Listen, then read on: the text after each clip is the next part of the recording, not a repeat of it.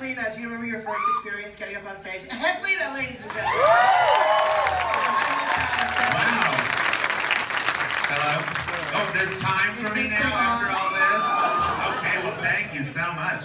No, I got my start in a very organic way by hosting Trannyshack, and I guess what I did, unbeknownst to me, was improv for all those years. So, but I just recently started doing stand-up comedy. Actually did a stand-up last night at the Orpheum with Peaches Price was in it with me, and Peaches is here. Hi, Peaches. But even with Peaches, it was still funny. And I've just been starting to do stand-up comedy. It's kind of like, it's a realm that I'm not that familiar with. Do you feel like it's all that different from what you've been doing this entire time? Well, what I've really done is I've just kind of like, I walk out on stage and I've always thought the worst thing as an MC is to be over-rehearsed. So I'll go out and I'll riff on whatever I see in the audience.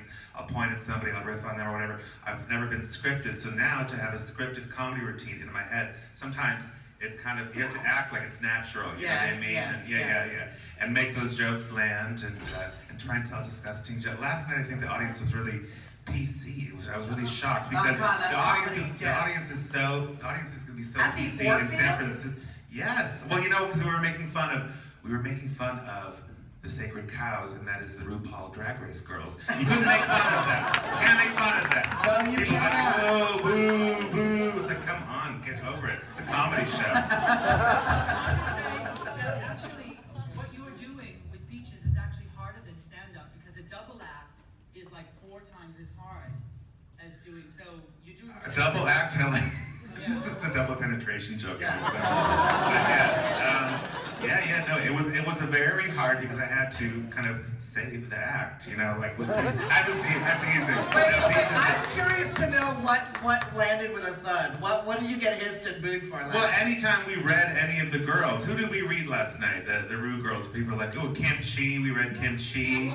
We read Bob the Drag Queen. We read Alaska. You know, it's just like, because it was such a heavy RuPaul's drag con audience, they were worshiping their idols, and they were like, don't you talk about Alaska like that. Like, this is a shtick we're trying to do right now. You know? It's humor.